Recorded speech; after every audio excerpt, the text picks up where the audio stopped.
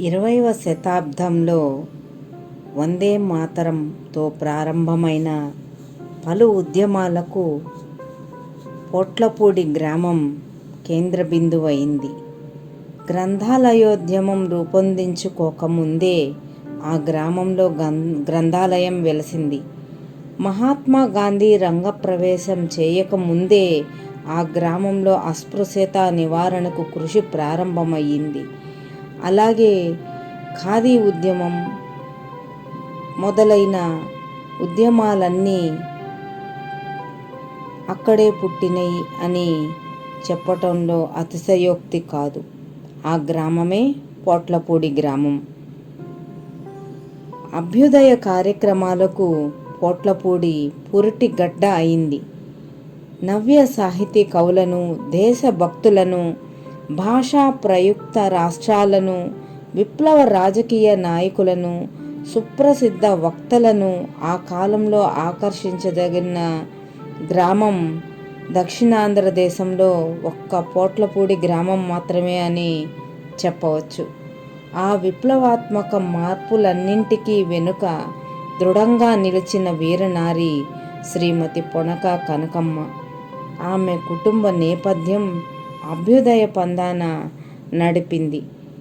ఆమె బాల్యం చూస్తే పాత కోవూరు తాలూకా మినగల్లులో తన అమ్మమ్మ గారి ఇంట 1892 జూన్ 10వ తేదీన కనకమ్మ జన్మించింది. వీరి తాత పొనక మల్లారెడ్డి, అమ్మమ్మ సుబ్బమ్మ అన్యోన్య దంపతులు. వీరు నిరతాన్నదాతలుగా పేరు పొందారు. తండ్రి మరుపూరు కొండారెడ్డి, తల్లి కామమ్మ గారు బిడ్డగా, ముగ్గురు అన్నతమ్ముళ్లకు ముద్దుల చెల్లెలుగా ఆ ఇంట వెలసిన ఈ బాలరాణి తర్వాతి కాలంలో అద్భుతాలు చేశారు. సంపన్న కుటుంబంలో పుట్టిన ఆమె మరొక సంపన్న కుటుంబంలో కాలు ఇడి అక్కడే భర్త సుబ్బరామరెడ్డి, మేనత్త ఆదమ్మ పొట్లపూడిలో ఆ రోజుల్లోనే శివాలయం కట్టించి పోషణకు బ్రహ్మోత్సవాలు ఇలా భారీ ఎత్తున పొనక వారి ఆధ్వర్యంలో జరిగేది. కనకమ్మ విద్యాభ్యాసం చూస్తే బడికి పోయి చదివింది లేదు. కానీ మేనమామ సుబ్బరామిరెడ్డితో వివాహం అయిన తరువాత స్వయం కృషితో విద్యాభ్యాసం సాగించి పలు గ్రంథాలు క్షుణ్ణంగా చదవడం, వచన భాగవతంలో దిట్ట అయింది. కుశాగ్ర బుద్ధి అయిన ఆమె సంస్కృతం, హిందీ కూడా నేర్చుకొని కవిత్వంలో కూడా పట్టు సాధించారు. తరువాత సుజన రంజని సమాజం 1913లో మార్చి 1వ తేదీన ప్రారంభించారు. తరువాత వివేకానంద గ్రంథాలయాన్ని ప్రారంభించి అక్కడి గ్రామస్తులందరకు విద్య పట్ల అవగాహన విధానానికి ఒక నాంది పలికారు. కనకమ్మ సంఘ సేవకురాలు. చుట్టుపక్కల పరిసరాలలో జ్వరాలు, స్ఫోటకం, కలరా వంటివి వచ్చినప్పుడు రోగులకు, దళిత వాడలకు కూడా వీరింటి నుంచి సేవ అందేది. అలాగే విప్లవ రాజకీయాలు కూడా అనేక రకమైన విప్లవ రాజకీయాలు కనకమ్మ మార్గదర్శి అయింది. చిదంబరం పిళ్ళై, ఉన్నవ లక్ష్మీనారాయణలతో కలిసి సాహిత్య విప్లవోద్యమంతో పాటు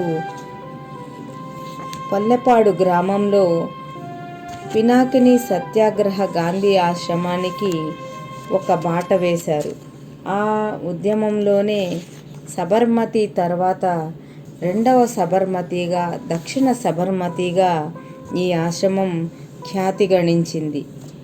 చతుర్వేదుల వెంకటకృష్ణయ్య ఆ ఊరి గ్రామస్తుడే కావటంతో అప్పటికే ఊరుగంటి వెంకట సుబ్బయ్య అక్కడ ఒరిస్సా వాసి, బరంపురం వాసి అక్కడ సబర్మతిలో సేవ అందిస్తుండటంతో ఇద్దరు కనకమ్మను కలుపుకొని ఈ ఆశ్రమానికి 13 ఎకరాల తోపును ఏర్పాటు చేశారు. అయితే అక్కడున్న తుపాకీ కేంద్రమే తరువాత పినాకిని సత్యాగ్రహ గాంధీ ఆశ్రమంగా పినాకిని సత్యాగ్రహ ఆశ్రమంగా ఒక అహింసా కేంద్రంగా వెలువరింది. 1921 ఏప్రిల్ 7న మహాత్మా గాంధీ నెల్లూరుకు కనకమ్మ గారి ఆహ్వానం మీద రైలులో వచ్చారు. కనకమ్మ భర్త సవారీ కట్టుకుని ఆయనను బండి ఎక్కించుకొని పల్లెపాడుకు తీసుకుని వెళ్ళారు.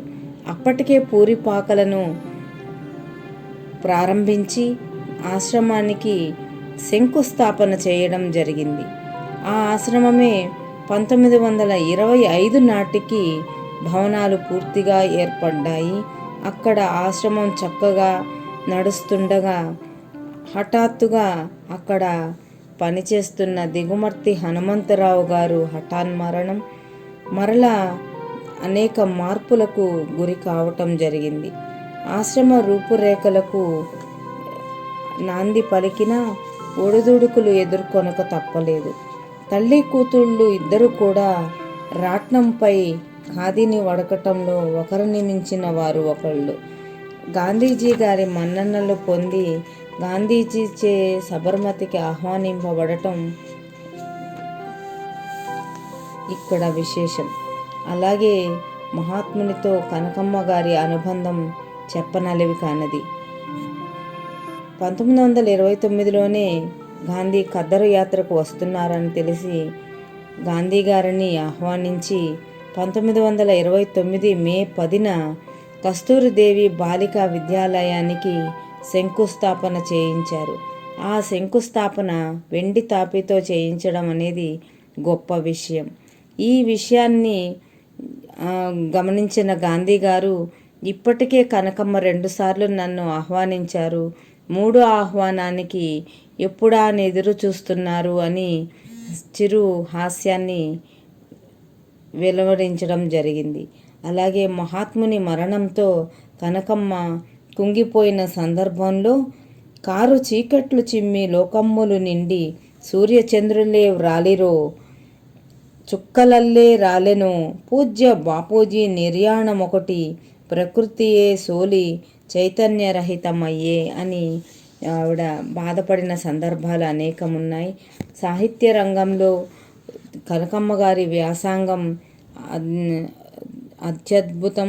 కేసరి వారి గృహలక్ష్మిలో ఆవిడ రాసిన అనేక పద్యాలు, అలాగే రమణ స్తుతి, గృహలక్ష్మి పత్రికలు, స్త్రీలు భారతదేశం వంటి పత్రికలులో ముద్రించడం, అలాగే చెట్టు కింద ముచ్చట్లు అనే వ్యాసాలు రాయడం, జమీందారీ రైతు పత్రికకు ఒక బాట వేయటం, ఇలాంటివి ఎన్నో గొప్ప సంస్కరణలకు కనకమ్మ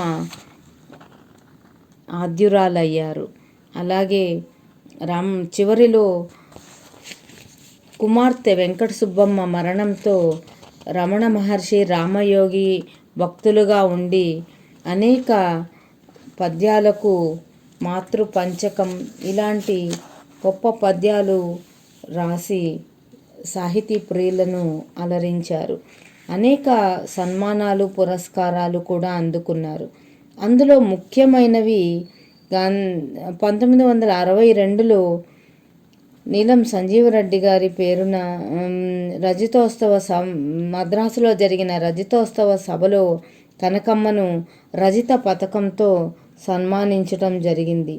ఆ రజిత పథకంపై ఆంధ్ర మహిళా సభ రజిత సమారోహే భారత మహిళా లలామ చూతాయై శ్రీమతి పొనకా కనకమ్మ ఇస్తే సన్మాన పురస్కారః అని ఈ రజిత పథకంపై రాసి ఆమెకు రాజాజీ ముఖ్య అతిథిగా విచ్చేసిన ఆ సభలో అందవేయడం జరిగింది. అయితే ఎంతో అణకువగా, ఎంతో చిరు మందహాసంతో ఆవిడ అతి వినయంగా ఆ సన్మానాన్ని అందుకోవడం అక్కడ ప్రేక్షకులను అలరించింది. చివరగా ఆవిడ గురించి చెప్పాలంటే 2-3 నిమిషాల్లో అవే కార్యక్రమం కాదు కాబట్టి ఆమె జీవితం తరాలు మరచిపోయేలా తరాలు మరచిపోయిన తర్వాతి తరం గుర్తుండాలని ఈ కార్యక్రమాన్ని కనకమ్మ ఆశయాలు ఏవైతే ఉన్నాయో అవన్నీ జనానికి తెలియచెప్పాలని మేము కంకణం కట్టుకున్నాం. ఆ విధంగా కనకమ్మ గారి గురించి ఒక గొప్ప మాట, ఎక్కడెక్కడ స్త్రీ విద్య ఉద్ధరింపబడుతుందో, ఎక్కడెక్కడ మహిళల ప్రాథమిక హక్కులు రక్షింపబడినవో, ఎక్కడెక్కడ రైతు ఉద్యమాలు పుష్పించి ఫలించినవో అక్కడక్కడ ఆమె పేరు వినపడగలదు అని వెన్నెలకంటి రాఘవయ్య గారు అన్న. ద్రోణంరాజు లక్ష్మీబాయమ్మ ఆవిడ స్నేహితురాలు, సేవా త్యాగములు మూర్తిభవించిన సాధ్వీమ తల్లి. ఆమె ఒక మహా సంస్థ, మహాజ్ఞాని, కర్మయోగి, కారుణ్యమూర్తి, గొప్ప కవయిత్రిని అని రాశారు. ఆవిడ ఎంతోమందికి మార్గదర్శకం చేసిన మహిళా రత్నం. నెల్లూరు జిల్లా వాసులు గర్వించదగిన విదుషీమణి.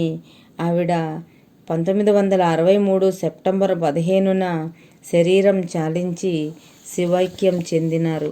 కానీ ఆవిడను గొప్పగా